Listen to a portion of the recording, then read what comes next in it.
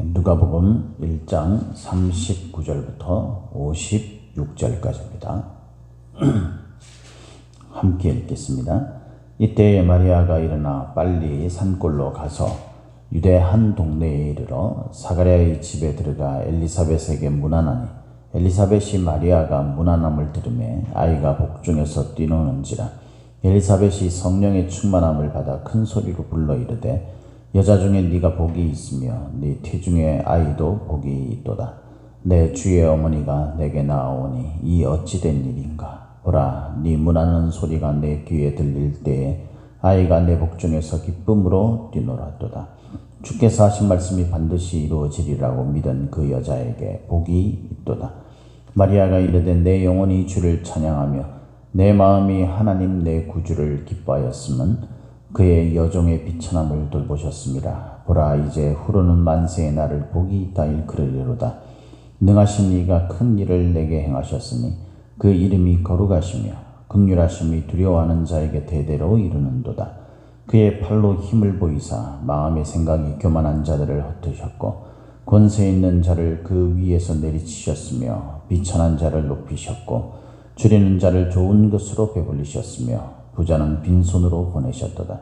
그 종 이스라엘을 도우사 긍휼히 여기시고 기억하시되 우리 조상에게 말씀하신 것과 같이 아브라함과 그 자손에게 영원히 하시리로다 하니라.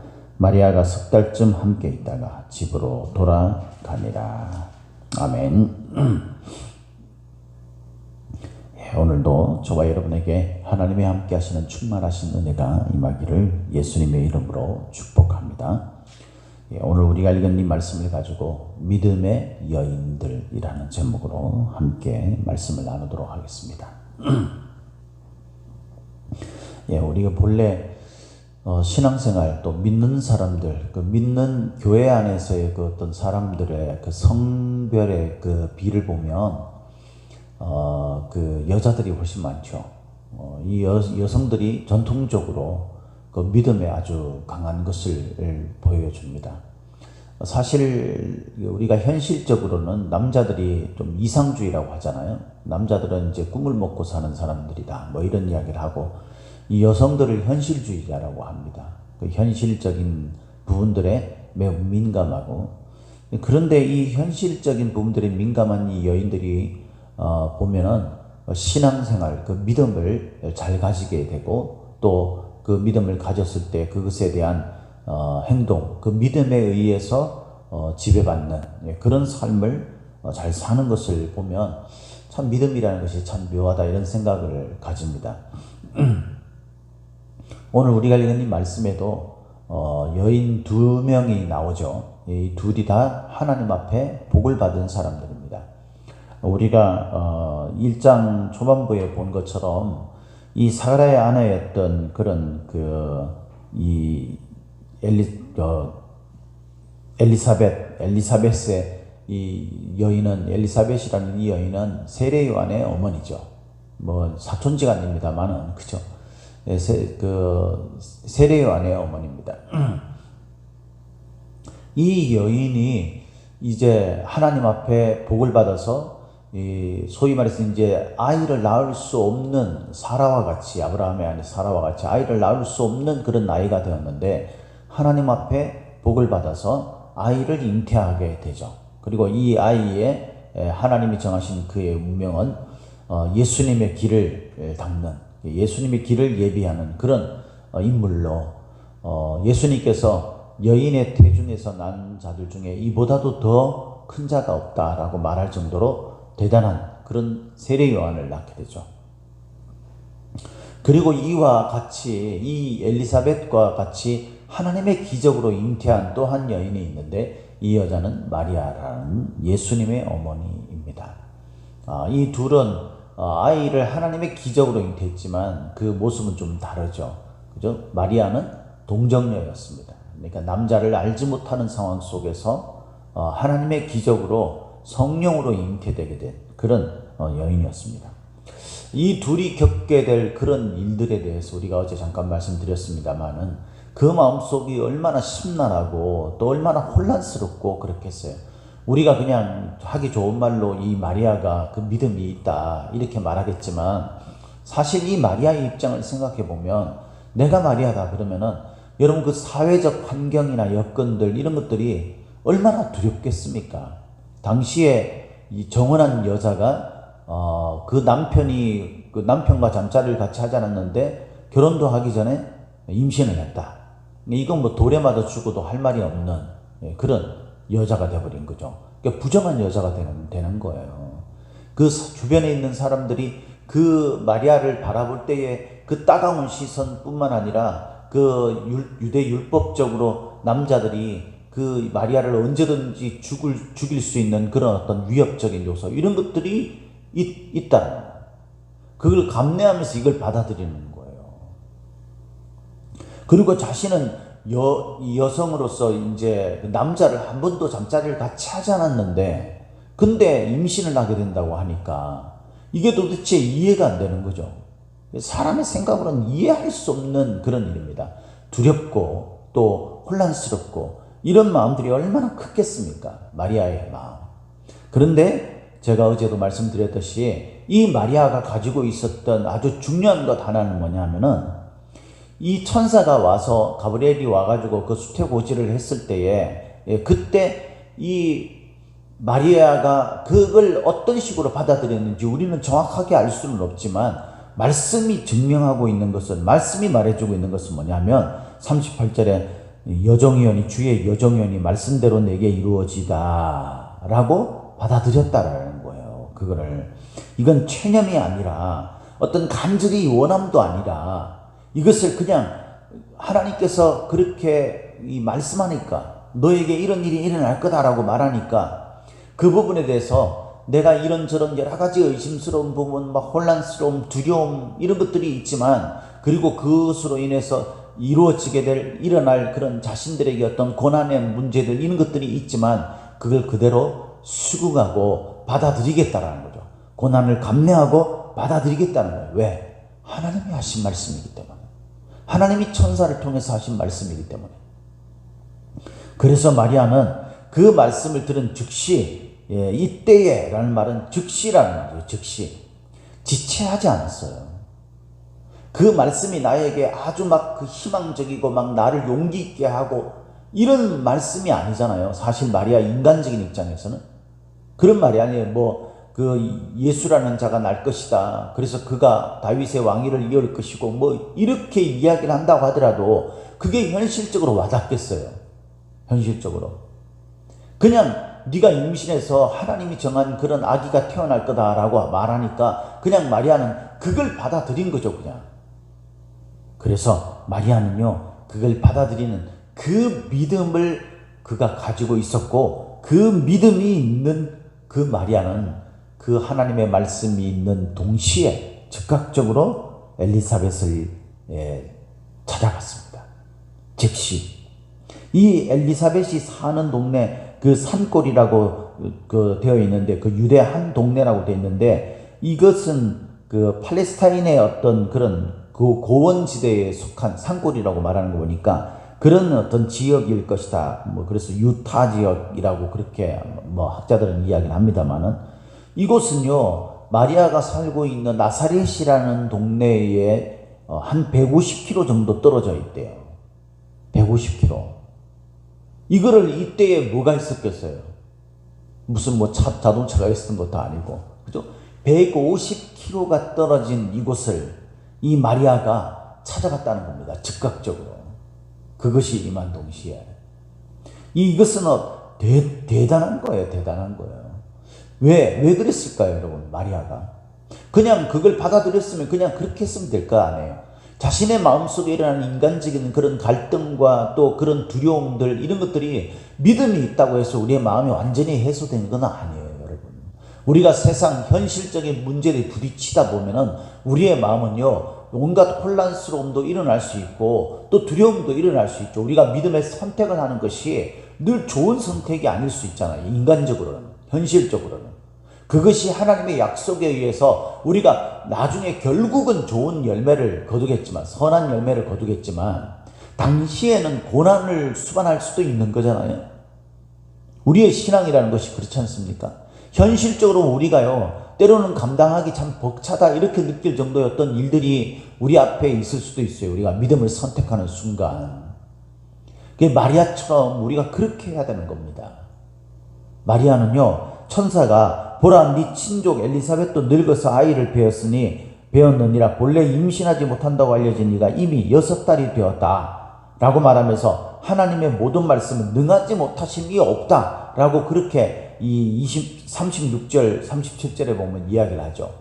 마리아가 그걸 들었기 때문에 자신이 그 믿음을 받아들였는데 자신의 마음속에 일어난 여러 가지 그런 생각들이나 이런 것들을 확인하고 또 확인하고 그걸 확증받고 또 그것에 대해서 어떤 뚜렷한 가시적으로 내가 뭔가 믿음을 붙들 수 있는 더 분명한 것들을 찾아가는 거예요. 우리도 찾아가야 합니다. 우리도 그것들을 찾아가야 되죠. 우리가 잘 못하는 게 뭐냐면요, 그거예요. 나에게 믿음에 흔들리는 일이 일어날 수도 있어요. 우리가 신앙생활 열심히 한다고 했는데 우리에게 어려운 문제가 닥쳐올 수도 있죠. 마음이 흔들리는 일이 생길 수도 있어요. 상처가 일어날 수도 있고 두려움이 일어날 수도 있고 걱정과 염려가 우리를 엄습할 수도 있습니다. 그럴 때 여러분 마리아처럼 일어나십시오. 즉각적으로 일어나서 빨리 그걸 확증하고 확신하고 결단하고 그렇게 할 수 있는 그런 신앙의 어떤 그런 것들을 붙들어야 하는 겁니다. 그래야 우리의 흔들림이 없어지게 되는 거예요. 이겨낼 수 있게 되는 겁니다. 여기서 일어나다라는 것은요, 아니스템이라는 단어인데 이 단어의 뜻은 뭐냐면 중대한 임무를 위해서 일어나는 것, 다시 생명을 얻고 일어나는 것, 그런 뜻입니다. 우리가 생명을 붙들고 중요한 우리에게 주어진 그런 사명들을 위해서는요, 여러분 주저앉아서 눈치만 보고 있어서는 안 돼요. 내 마음이 이렇기 때문에 지금 나는 할 수 없다라고 핑계대면서 주저앉아 있어서는 안 되는 겁니다. 우리에게 의심이 생기고 우리의 믿음을 흔들고 혼란스러운 그런 상황이 생기면 생길수록 더 마리아처럼 즉각적으로 일어나서 믿음을 확정하고 믿음을 더 분명히 뚜렷이 할 수 있는 그런 하나님의 은혜의 자리로 찾아가야 되는 줄 믿으시기를, 그곳이 아무리 멀고 그곳이 아무리 높은 곳에 있다 할지라도 찾아가야 되는 줄 믿으시기를 예수님의 이름으로 축복합니다. 믿음의 여인이었던 이 마리아, 그것을 즉각적으로 행했어요. 그러니까 그가 예수님의 어머니가 될 수 있는 겁니다. 엘리사벳은 어땠습니까? 엘리사벳은 원래 나이가 많잖아요. 마리아는 이제 갓 결혼을 이제 앞두고 있는 그런 여인이에요. 태가 끊어진 엘리사벳이 볼 때에는요, 소위 말해가지고 손녀뻘 될 수 있는 거죠. 그렇지 않습니까? 그런데 이 엘리사벳이 어떻게 합니까? 마리아를 받아들입니다. 그리고 이렇게 고백합니다. 41절에 엘리사벳이 마리아가 문안함을 들으며 아이가 복중에서 뛰노는지라 엘리사벳이 성령의 충만함을 받아 큰 소리로 불러 이르되 여자 중에 네가 복이 있으며 네 태중의 아이도 복이 있도다. 내 주의 어머니가 내게 나오니 이 어찌 된 일인가. 여러분 41절에도 뛰논다, 태중의 아이가 뛰논다, 그렇게 그 44절에도 태중의 아이가 뛰논다 라고 하는데 이것은 극도의 기쁨과 행복을 가진 그런 막 벌쩍벌쩍 뛰는 그런 걸 말하는 거예요. 송아지가 뛰노는 같이 라고 말할 때 그때 그 뛰는 것을 말하는 겁니다. 그러니까 너무나 기뻐서 태중의 아이가, 그 아이가 누구예요? 세례 요한이죠. 세례 요한 이 아이가 이 태중에서, 엘리사벳의 태중에서 막 요동을 치는 거죠. 소위 말해가지고. 그런데 이 엘리사벳의 입장에서 한번 생각해 보시기 바랍니다. 나이가 얼마나 많습니까? 자기의 손녀뻘 되는 그런 여인이 와가지고 때 자기도 아이를 뵈서 하나님의 기적으로. 여러분 사람은 누구든지요, 내 아이가 더 낫기를 바라죠. 그렇지 않습니까? 여러분 본인들은 그렇다 쳐요. 그냥 뭐 엘리사벳이 마리아를 그렇게 대하는 거야, 뭐 그렇다 칩니다. 그런데 나의 아이잖아요. 나의 아이가 그 나보다도 나이가 어리고 내 손녀뻘 되는 그런 아이에 그 더군다나 그 임신한 그런 시간으로 봐서는 얘가 동생이 될 건데, 그런데 그 아이를 향해서 주라고 고백하는 그런 말을 여러분 하는 것이 쉽겠습니까? 우리가 이 세상을 살면서 한번 생각해 보세요. 우리 자녀들이 내가 잘 알고 나보다도 나이도 어리고 나보다도 그냥 더 경험도 없고 또 내 아이가 더 나이도 많아. 그런데 그 아이가 그 태어날 아이한테 뭐 주여라고 그러면서 그의 길을 예비하는 정도의 어떤 그런 일들을 하는 그런 존재가 된다고 생각해 보세요. 그게 여러분 우리가 쉽사리 뭐 그렇지 하나님께서 그렇게 말씀하셨으니까 이런 거였어요. 하나님이 만약에 저와 여러분들을 이게 나타나가지고 야, 네 아이가, 네 첫째 아이가 너보다도 나이 어린 저 집의 아이, 그 집의 아이를 섬기게 될 거야 라고 이야기하면 여러분 그거 하나님의 그 말씀이라고 해서 순순히 아, 예 주님, 아유 그 영광입니다 이렇게 말하겠어요? 이건 믿음이 없이는요 받아들일 수 없는 거예요. 사실 엘리사벳은 그 마리아의 태중에 있는 아이를 내 주라고 이야기합니다. 그러면서 자기보다도 손녀뻘 되는, 나이가 어려 손녀뻘 되는 이 마리아를 향해서 뭐라고 이야기합니까? 내 주의 어머니라고요. 이렇게 나오는 것이 어찌된 일인가 라고 말합니다.